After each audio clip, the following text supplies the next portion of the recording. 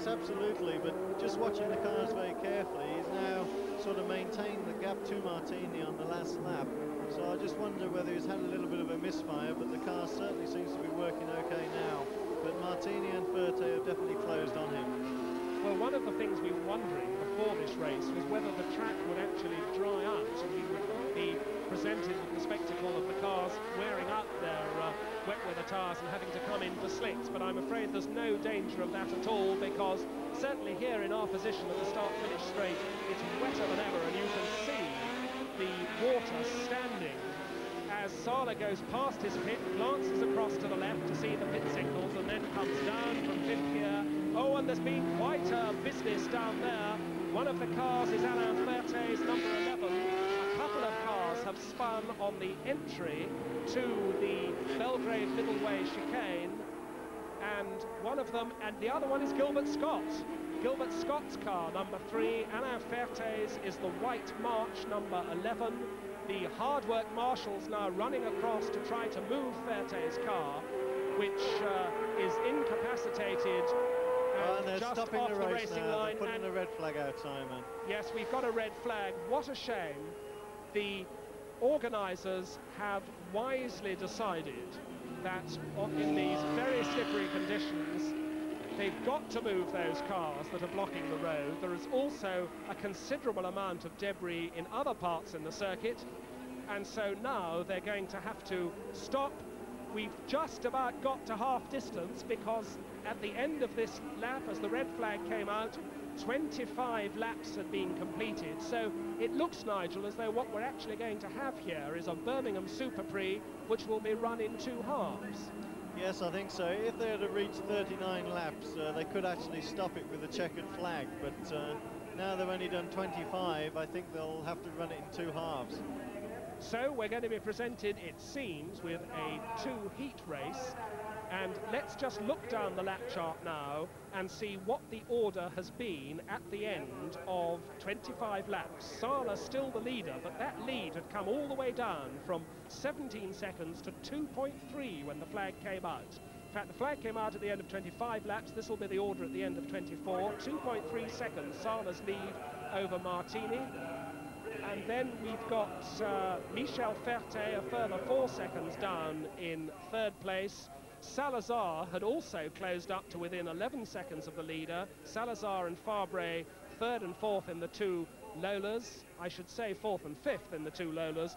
And Russell Spence in 6th place in the Onyx March. So that's the situation here at the Birmingham Superprix after half the race. We're going to have to do it all again when they've cleared the wreckage, so we're going to get a 2-part Birmingham Superprix for you. We'll be back after this break.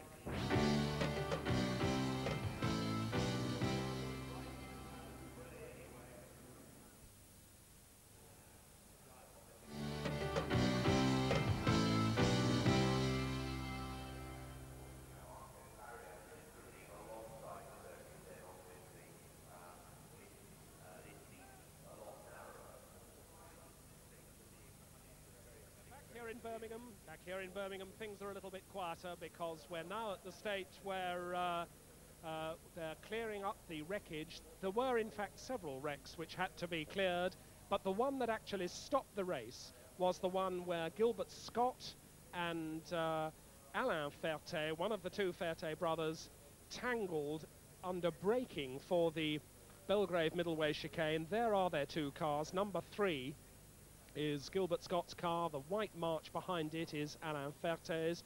And so the clerk of the course, John Nicol, had to take the very difficult decision to stop the race because those 2 cars were in a dangerous place. They were just in the approach to the Belgrave Middleway chicane. There are several other cars which are draped around the scenery all the way around this 2.47 mile circuit, witness to the really terrible conditions we've had. It's been raining non-stop all the time, and as a result, the race having been stopped, the red flag in fact came out at the end of the 25th lap. There are 50 laps in the race as a whole, which means that they will take the order after 24 laps. They will then run a second half of the race, and they will add the times together of the 2 races and decide a winner on aggregate. Well, Nigel Mansell, you've been watching this race with me, we've been looking at Sala without his nose cone, doing a tremendous job at the front, and presumably he must be rather pleased about this because he can now get the front of his car mended. Absolutely, I think he'll be absolutely delighted.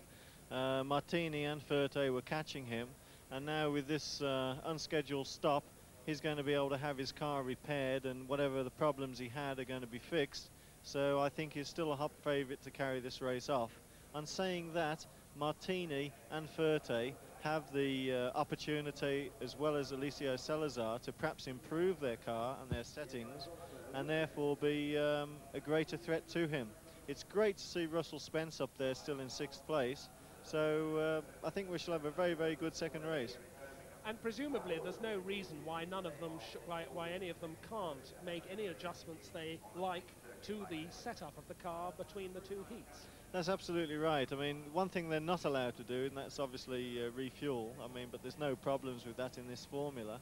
But they'll be able to alter all the aerodynamic settings if they wish, and if they want to, you can actually change the rear springs of a car in 5 or 10 minutes, and we're certainly going to have a delay of probably in excess of 20.